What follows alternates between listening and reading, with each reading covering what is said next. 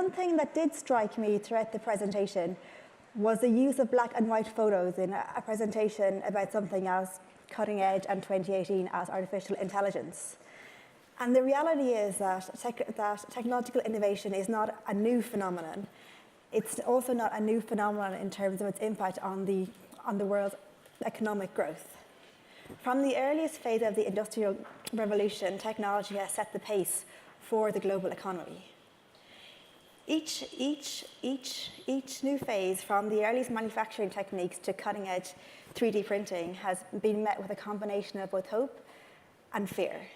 Hope for the surge in productivity that the new tech can unleash, but also fear about what that could mean for the billions of workers currently doing the jobs that the new tech can take over.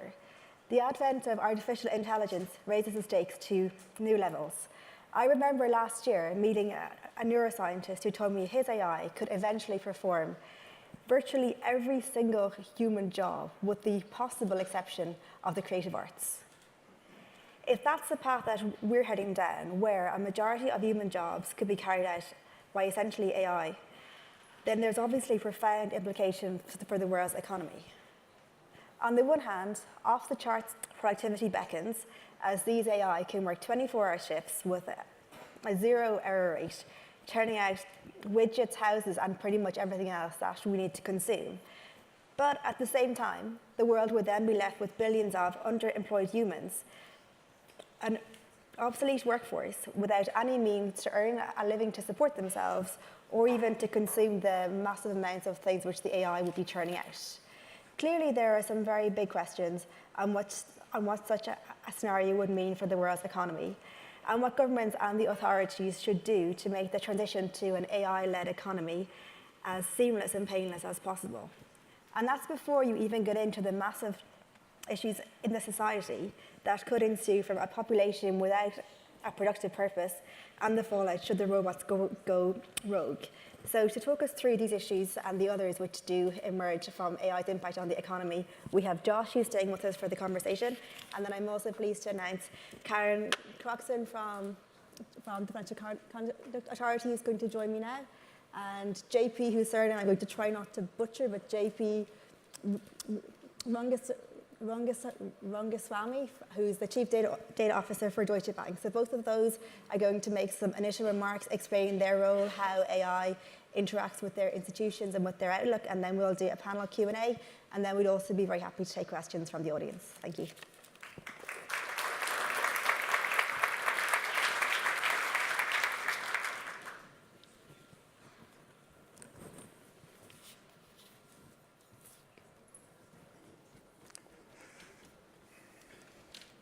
Do you want to go?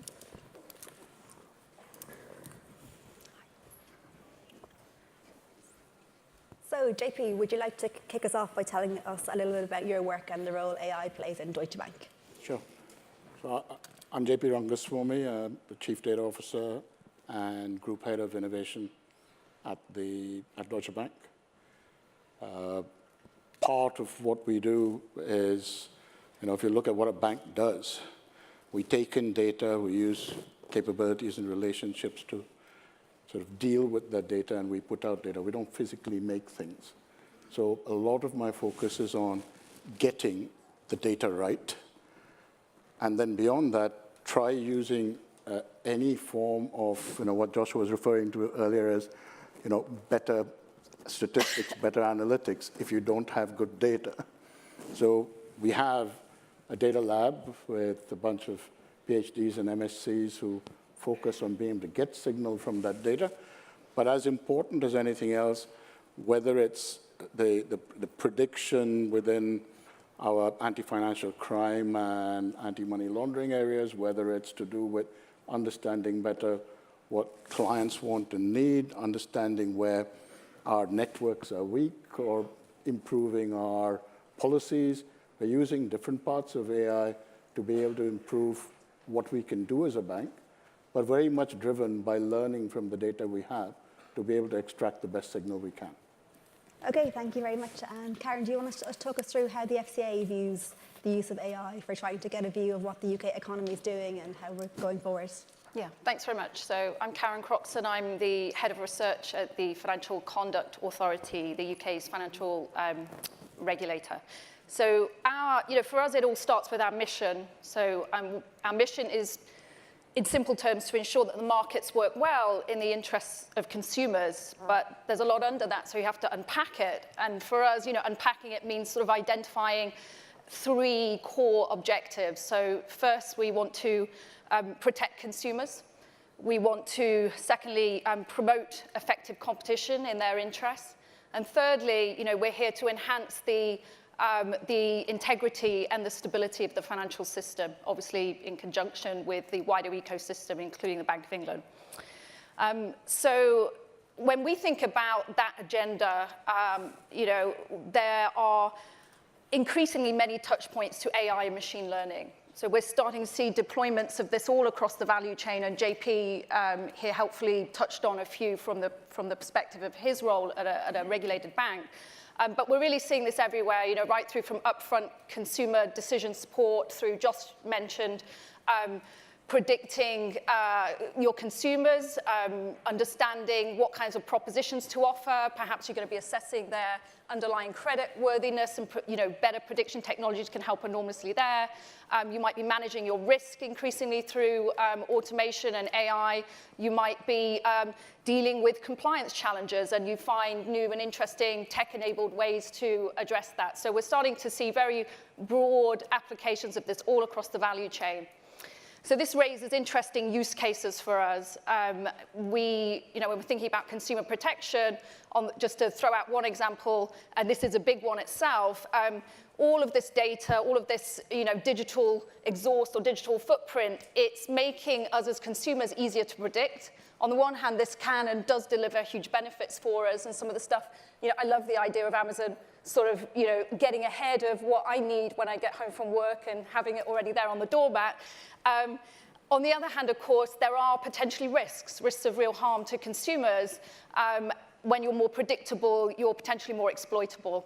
And so we need to have an important lens on all of that, and we are particularly always very concerned about the most vulnerable in society in that regard. When we think about competition, what does it mean to have algorithmic pricing? Economists sometimes wonder about the possibilities for collusion between algorithms. We also need to be thinking about the wholesale markets, the securities markets. What does it do to the microstructure of markets and the rules of the game that are needed when we're seeing widespread algorithmic trading, potentially high-frequency trading, utilizing latency advantages? So there are potentially some improvements to efficiency there. There could also be some new and interesting risk to stability, for instance, through correlated trading behaviors in this automated world. So there are some really interesting use cases to unpack, and part of my job is to sort of be thinking 5, 10 years out and doing some research today to try to get ahead of these trends and developments. That's understanding the markets, but we also need to use these technologies. This is a great opportunity for any policymaker. We're sitting on huge troves of extremely rich granular data. We can be improving our own prediction for policy purposes. And this is a really exciting agenda. On policy prediction problems, how could we be, for instance, understanding how best to identify the most vulnerable in the population? Vulnerabilities are really complex, multidimensional thing. It's about your ability to take good decisions, but your vulnerability to shocks as well. So you need to perhaps, combine financial services data in the future with health data, social care data, and really look across the entire kind of societal spectrum to do more for the vulnerable. There's also a huge agenda around what we call Reg Tech. This is about improving the interactions between ourselves as the regulator and the firms we regulate. Those interactions can be very costly, compliance costs a lot, and it's also a barrier to entry. So it's incumbent upon us to do as much as we can technologically to harness the benefits of all of this, to make that as efficient as possible, and we've got a huge program of work around that. And then lastly, just to throw out one more thing that really deeply interests and excites me, I think there's an opportunity for us as regulators and policymakers more broadly to really join forces across the ecosystem and tackle some of the big social priorities. one that interests the FCA, and where we've recently held a tech sprint, basically a hackathon and a convening of international regulators and developers, is financial crime. So you think about money laundering, it's underpinning all of these social ills, and we can use and harness this predictive power to do better there. Okay, thank you very much for that, guys. I guess the big question that we're essentially trying to answer in this panel is whether AI is going to help the economy or whether it's going to harm it. So I would like to do, but before we get into the conversation, I'd like to get a show of hands from the audience just to see how you guys view it. So if you think that AI is ultimately going to help the global economy, if you could raise your hands now, that would be great. Okay, so an overwhelming yes. Is there anyone in the audience who thinks that AI is going to do more harm than good to the world's economy? Have we a few brave souls? I see one. There must be more, maybe two. The selection. Okay, so the vast majority thinks AI is going to be an outright win for the economy. Panelists, I would like your view on that. Is the audience being too optimistic, or is there already clear evidence that ultimately AI is going to benefit the world's economy? Joshua, do you want to take it away? Yeah, I think it's interesting. The previous two talks to me don't seem to have convinced many of you, but I think that's probably some selection effect as to who happens to be here. When you hear about artificial intelligence and the fear of it being talked, here's what I hear. We're about to get a massive increase in productivity, and people think that's a problem. Normally, increases in productivity are not seen as a problem. This is how we actually generate, being able to produce more from less. So when you see it in that light, you have to sort of understand, well, where is the problem coming from? And the problem's coming from a natural place is how is that going to impact on the individual? And when you yield into anything uncertain, you get that. And moreover, the people who sell artificial intelligence often do a terrible, terrible job of making you feel comforted. The Silicon Valley view, which is primarily engineering dominant, is thinking about this as an engineering problem. And how do they frame the problem? How do I get an AI to do what you do? It doesn't take a genius to think they're coming after my job in that environment. But what's actually true is that actually turns out to be they've set themselves a very, very high bar. A much easier thing, and I think this is where the market will actually end up going, is how do I use AI to improve what I do? That's actually something much easier to do. As I said, it's just a better statistical technique. You can work that out. You can implement it a lot quicker. It's a lot harder to replace something fully. Now, I agree, we don't have, the horses didn't work out for the horses. We could do that. But really, those tend to be fairly special cases. And so that's why I'm on the side of optimism rather than pessimism in this regard. Okay, JP, I'd be interested in your thoughts on that, because your former CEO famously said that he thought as many as half of Deutsche Bank's employees could ultimately be replaced by some form of machine or robot. He went on to say that that release of the jobs allowed them to do other things. Yeah. But very much. I mean, the line that I take, and I'm going to borrow a leaf from a guy called Kevin Kelly. Right? He sounds Irish. I like him. Well, what Kevin, when I was looking at invention and innovation, the theme that he put forward is, the original themes of invention were very much necessity is the mother of. So there was a perceived need for which you had a technological response. The second element was an observed effect, like, say, the use of Velcro. So you see something and then you find a way of packaging it together to improve your life. But he introduced a third theme that has fascinated me since I ever heard of it, which was sometimes a technology is invented and extended to speed up evolution, okay? And the example that he gave in the book, which I still like, is, you could have evolved to become bulletproof by millennia of people getting shot and dying and then maybe not dying, and you got bulletproof skin over millennia. Or you could invent Kevlar, okay? So there were less painful ways of our being able to do things. When you go back to what Joshua was saying about reducing the the cost of doing something, that the transaction costs were dropping. What's important to me is saying that those costs are dropping in a way that can be inclusive, allowing more people to participate in something because entry barriers are dropping. What Karen was referring to in terms of some of the ethical issues that come through that have to be looked at from a consumer viewpoint, that also is a protection to say, how is this reduction of barriers to something able to provide not just inclusive, but the right kind of protection to people? If these things are done right, we will become more productive because what we are reducing is relatively routine things. Yeah. I never shed a tear for never having to use a slide rule after I left school or having to look at log tables or trig charts, et cetera, saying, you know what, I learned it once, I'm happy for it to go away. So the first order of these analytics is actually to take away routine things, and we called it automation for a while. Now that the number of sensors we've got is grown ballistically, and the amount of data that those sensors can collect has also grown, if we harness that well, then if the predictive algorithms that come out help us improve traffic flows, help us improve the prediction of medical conditions, help us improve financial crime prediction, et cetera.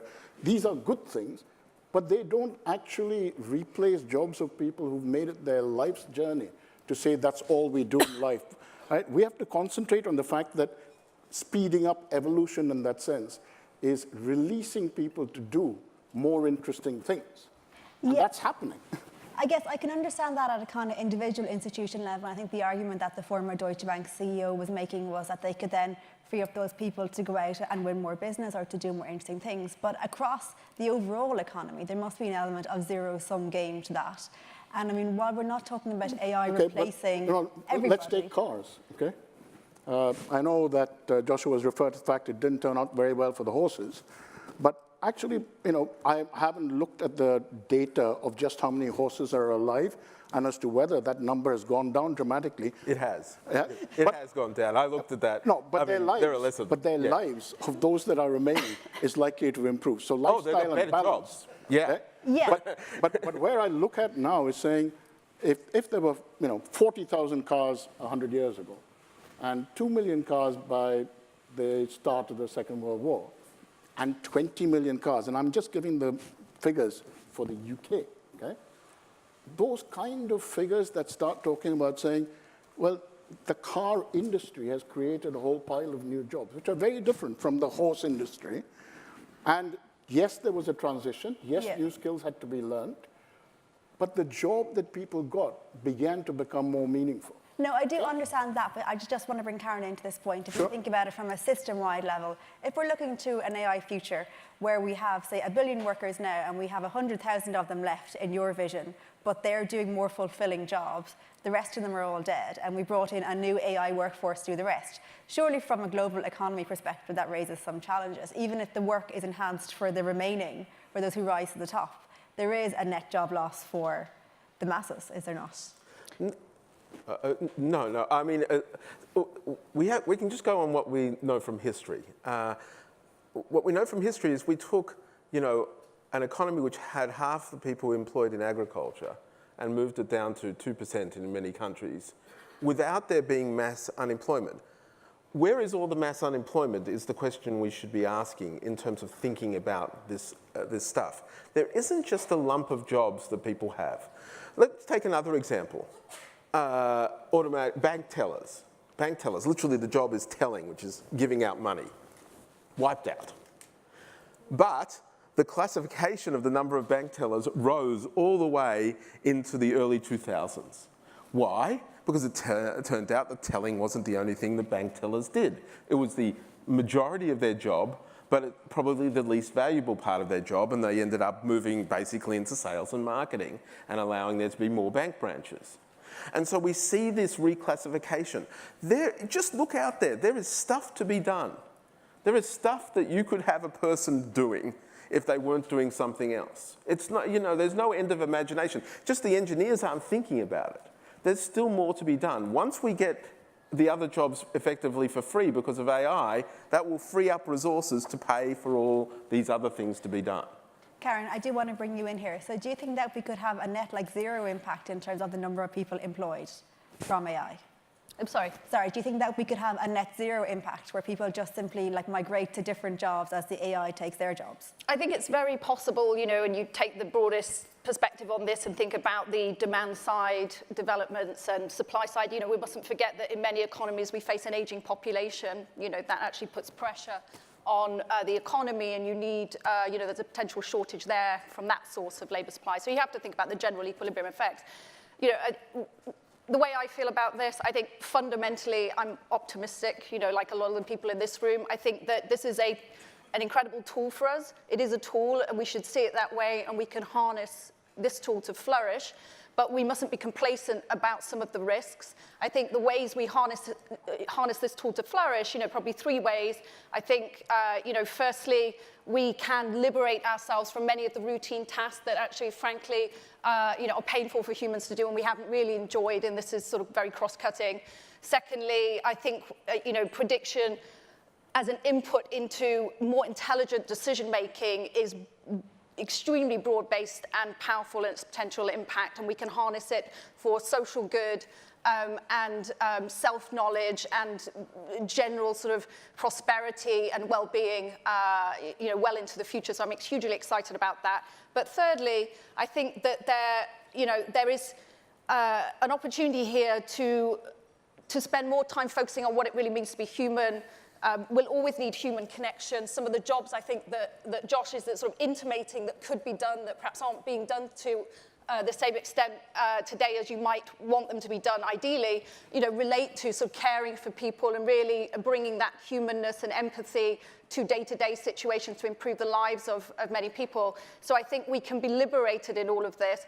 I think where the risks kick in is that we've seen Josh refer to these big technological shifts. We haven't seen the accompanying persistent drops in employment, but there could be short-term dislocations and short-term disruptions that nevertheless are extremely painful for the people most acutely affected. So we have to be thinking about those people. We have to be at our most human when we think about those people, leading through empathy and really having the right big conversations socially about how we're going to really support these people. In some cases, it might be retraining. In other cases, these people may need more support, including increased social security to help them transition to a different way of living, hopefully in which they can still flourish. So it raises huge questions for us, but I am fundamentally optimistic if we can have the right conversations and approach this in our most human way. And when you think about the potential end game, so like the neuroscientist who was telling me an AI could ultimately do all of our jobs, when he was talking right down to if you want a new computer from IT, you go on, you engage with the IT sends up the AI-enabled bot, which actually physically plugs in your machine. It's all done, and that could do pretty much all the jobs, he said, ultimately aside from the creative arts. Is that someplace that we can get to? And if we do, is it definitely a bad thing if people don't have any work to do? If everything gets done and people just enjoy themselves, is that definitely a bad economic outcome? So let me just say three things on it. The defining of, can an AI do all our jobs requires somebody to be able to define what our job is. For instance, I'm a professor, and every description of what I do in my job, I do terribly, really badly. Students sit there all day thinking about what terrible job I do. Other people do it as well. But people have tried to replace me as well for the last 10 years with technology and have failed. Why? Because I must do something else. In other words, my job of whatever it is that I do is not well defined, and so effort to me improving the bits that are obviously to improve rather than replacing me is surely the way to go. Secondly, the labour is a cost. It's a cost to businesses. However, when you translate from being able to slowly do things without the help of a spreadsheet to it magically auto-tabulating a model, you make actually people's jobs better to do. In other instances, if you try to augment people and you take away the routine and stuff that you can define and automate and leave the stuff that's hard, people tend to like their jobs better. And now, absent other regulations and other things like that, the easiest way to reduce the cost of labour is to not have to pay people more, and you don't have to pay people as much for jobs that they love. So I don't think there's evidence that we're all going to be sitting around trying what to do with our leisure time. The evidence has been that we seem to get richer and we seem to have less leisure time. The people who have the jobs that they love actually like spending more time and less time at the beach playing computer games or with their family and loved ones. That seems to be the way we go. So I think we're just going to see a change in the nature of things, and it'll sort of free us to do more interesting stuff. I think that's been pretty much human history. The problem is it's not been very evenly distributed. JP, I can see that you want to come in here. Yeah, I want to frame it as saying that the lack of predictability creates waste. Okay? When people talk about the economy as a whole and trying to improve productivity, as soon as we say that we're going to be able to do things that reduce waste, we're automatically becoming more efficient. When that waste is actually coming in the way of our being able to afford certain jobs, because it's not just things that we, when Joshua was speaking earlier, he was talking about things we can do now we didn't imagine we had a need for earlier. If you actually change the transaction cost, you're able to afford jobs that could not exist in the past, as opposed to just replace like for like. And I'm really keen on saying things like wasting time because of not managing traffic, wasting energy because we're not able to deal with things. Something even as simple as, your reorder point, okay? When I look around at a building and say people have to take clipboards in the 21st century to go to loos to check various levels of things, and you could put sensors there, first order, measure to say, is the humidity there, is the floor wet, is the loo paper running out? Later, you get predictability because you've been collecting data and you have time series for a while and say, I've seasonally adjusted it, I've cleaned up the data, and you switch from this waste of people doing the rounds in order for the sensing apparatus to come back to you and not just provide you past and current state, but future state. And if we can extract inefficiencies in what we do, many jobs that we are not able to create today because the underlying cost is too high would have become that much more affordable. Yeah. And jobs that didn't exist, like saying all these sensors can be gamed. So are we making the right effort in saying that the data that is collected has provenance, has authority, is true? And getting that done as a skill is going to take time. And we're not going to get the AIs to do that to begin with. My barrier for AI is close to a Turing test. When someone can watch Dave talking to Trigger or Rodney talking to Trigger and even being able to understand what was happening in that episode of Only Fools in Office, we might have something that looks like AI. Right? Today, I'm concentrating on saying AI can help us reduce waste and therefore free up people to do things that they could not afford to do in the past, and they will also enjoy doing in the future. Okay, because just in terms of the other barriers towards AI's progress and AI enhancing the economy, do you think there is a psychological barrier towards like physical AI and robots? So like in your example, do you think people would be happy if they were in the loo and a little thing came in to fill up the toilets for them and to do the loo roll? Or is there a kind of aversion to that where people are a bit scared, a bit uncomfortable of the actual robot walking around?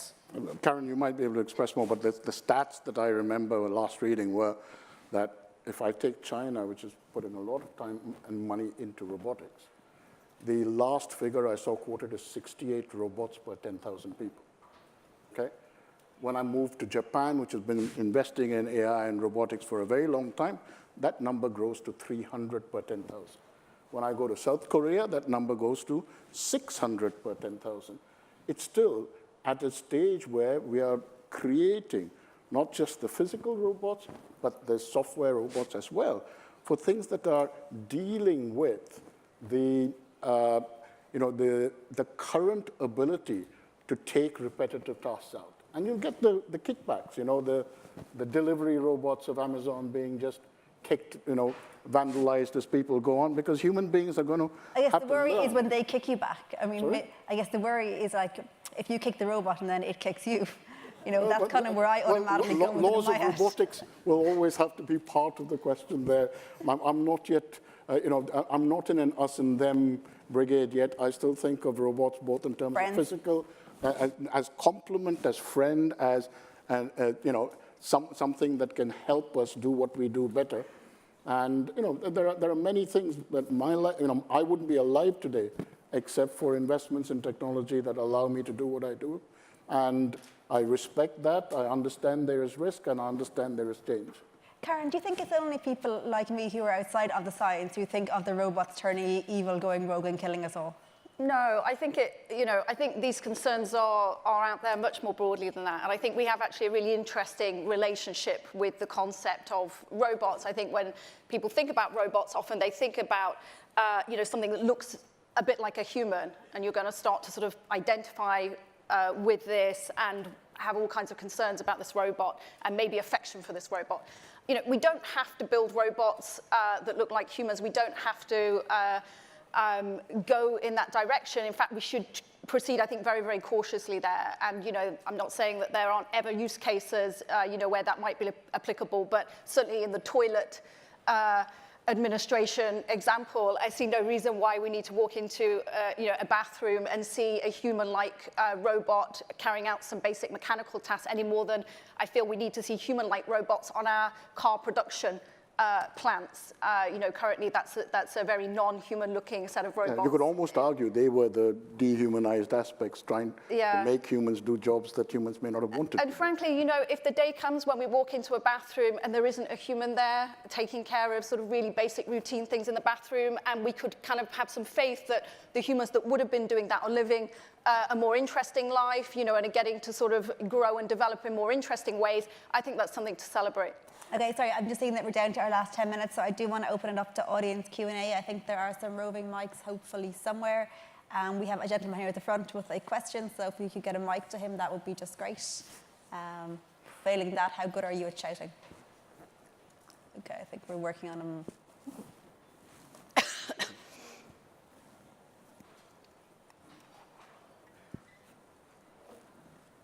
Okay. So a question specifically about the UK economy. I mean, we heard before that China, United States, and presumably the EU is dramatically outspending the UK in AI research. And yet we have, Google and probably presumably Deutsche Bank employing AI experts in the UK. Do we see the UK going forward as being an economy where we have a lot of research, but all the applied applications of AI are being done by German companies, Chinese companies, and American companies? Thank you very much. Karen, do you want to start off with that one, then maybe JP?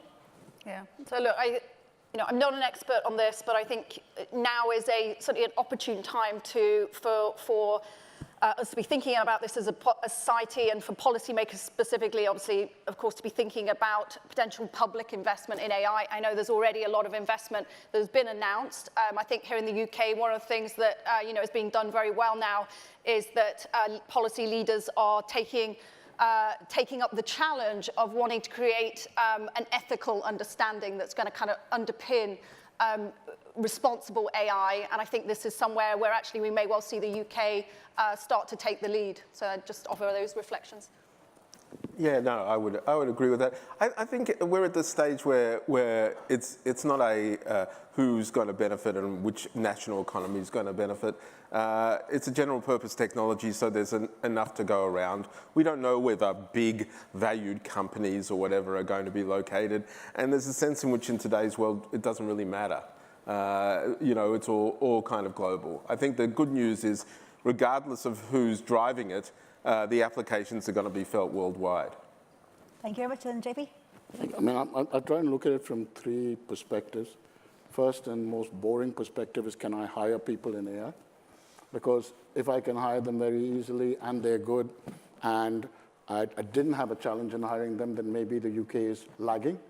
But what I see of the job market, if someone is good at AI, I'm having to pay a pretty penny for them, and it's a very active market. So if I just look at the job market for data scientists, for people who are really, whether it's in NLP, whether it's in neural nets, whether it's in deep learning, I see that they are being competed for aggressively. In the UK? In the UK, okay? So that's one element, because I'm just answering the UK question saying, I see that competition. When I look at the academia and the research on it, one of the speakers here, I've known Nigel Shaldbolt for a very long time, and I know what he and his team have represented in the past and continue to. I know Wendy Hall reasonably well and what she's been doing with the AI sort of research papers and the drive into government. I see activity formally sponsored at a government level. When I look at the startup environment, which is the third leg, to say, is it true to say there are no AI sort of startups over here? That's not my experience. If anything, I need a filtering mechanism to make sure that I have the time and the energy to engage to the right one. So if there is formal academic and government support, and I can discover it. If the job market is active, competitive, and tense, and if startups continue to emerge, I can't give all the facts, but a bit like Joshua was saying, I can't draw the borders around isolated nations as easily anymore, but the nearest I have to proxies suggest that enough is happening. Okay, thank you very much. And now we have a question from the gentleman at the front here. Good morning, Alexander Ainsley. Do we need to develop artificial empathy systems to complement artificial intelligence systems? And if you could please explain to some of us what artificial empathy systems are, that would be a help in answering the question. So if I understood the question correctly, it's an interesting question. I'll be giving that some more thought. My immediate reaction is probably that I think as humans, we do quite well with empathy. And I think actually that's what, part of our strong suit here and our hand to play. And I think that we should focus on human empathy here and bringing that into the judgment layer in all of these sort of decisions that we take that are welfare important. So I think that the fear comes, and I think this is in your domain most especially, is that what AI means is you'll be running some decisions on an algorithm. And what people get concerned with, and it's not the algorithm, but it's the monolithic nature of it. Like when you deal with a very large corporation or something like that, you feel that they may not understand your special circumstances. And so what empathy is that understanding. And so we're going to roll out AI, and it's going to do terrible things to people. And we're going to have to roll out AI with empathy, meaning that it is able to adjust, take into account individual circumstances. Now, the good news is there's been a lot of work in that. All this chatbots and people talking to AI is all about trying to get that right. So there has been some philosophy of it. But what I fear is that something will work very well, it'll get rolled out very quickly, and you will be able to ascribe to it a lack of empathy, which I guess it would have. But it really is something that we need to motivate. And one of the things I like about the regulations like the GDPR is they're very ill-formed regulations, but what they're trying to do is get people to account for those sorts of things, to account for bias, to account for not being able to explain why it is something is happening to someone. And those are really the first steps in order to generate some form of empathy, it seems to me. Thank you. Sorry, I see we have one audience question, and we've got 3 minutes left. I'm reminded that's keeping you guys from your lunch. So, the gentleman in the blue shirt here, if we can get a mic to him. Hi there. I got a question about the potential for increasing the wealth divide off the back of AI. Surely one of the drivers of AI is making business more efficient, and in that sense, reducing salaries. And is that not going to put more wealth in fewer hands? We've got trends of putting wealth in fewer hands at the moment. And I feel that AI is not the driver. It's like an excuse. I mean, if people sort of use AI, it's taking us off the main prize, which is for the past few decades, we've moved from 75% labour share to 60% or what have you. So I don't think we should let the powers that be off the hook by pinning this on AI or even automation necessarily. I think there are other ways to be thinking about why things aren't getting distributed.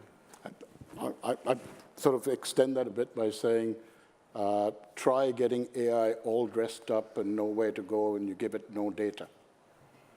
Okay? The answer is not in saying AI is bad, but are recognizing the value of our own data and being able, because as soon as no AI is fed data, there is nothing. Then the challenge comes about public good versus private harm and those areas where you've got to manage that balance, right? And respect for the individual's rights within it. And we haven't got there yet, but we're learning about individual data. And even when you look at the ideas of what employment will look like in the future, one of the things we will be employed at is as intelligent sensors ourselves, okay? Because in order to get to these predictive algorithms, we need to continue improving the data we're sensing. We as human beings represent 7-8 billion sensors, and we extend ourselves with tools that allow the dimensions of that sensing to increase. But what is done with that data, we have roles to play in. And those roles, if mismanaged, can create new monopolies, and if managed well, can create new communities. Right? And that is a choice we continue to learn about. We haven't fixed it, but we must start with the premise that we have many sensors and actuators of data. Humans are right in the middle of it. We have roles to play, jobs to do, ethics to form and grow, and empathy to establish. Because as we do that and we understand the roles of those data, then we will know how that balance is going to be there. If we do it completely unthinkingly, then the past will predict the future, and we will see monopoly systems being built. But we have something to play in that. Okay, we may have time for a final word from Karen and Joshua on those points, and then we do have to bring this to a close. Karen, do you want to go first? So, just picking up on Josh's reference to horses, so you can really understand why people would be concerned. At the same time, we're not the horses. We're quite different from horses. Human connection will continue to be very, very important. And this actually, is important to understand from the perspective of demand for human labor. And actually, in the informal world as well, just, investing in our relationships. If we did end up with more time on our hands, there are plenty of fruitful, meaningful ways from a human point of view that we could use that. Also, we're not like the horses because we get to influence the design of the system, in which we look to thrive. And so we have a political system, and we can use that to address issues like inequality that are not unique to AI. Potentially AI in some ways may be used as an accelerant, but this is a broader issue. And I think this is a great time to have those conversations and think about, how we want to use our human advantage here over the horses to make sure that the system does work to the benefit of all. Joshua, a final word. Do you want to close on those horses? Yeah, the horses. Well, no, we should think about the horses. This room clearly is selected for people who are optimistic and enthusiastic about AI, but as you go develop it or roll it out, much of the population is not. There is some worthwhile activity to be had listening to those things. Whether they might make sense or other things, they usually reflect some grounded truth and some grounded fear that actually could turn out to be useful if you take it into account. Okay, I think that's a good note to bring our session to a close on. Thank you very much to my panelists. Thank you to the audience. Thank you, Laura.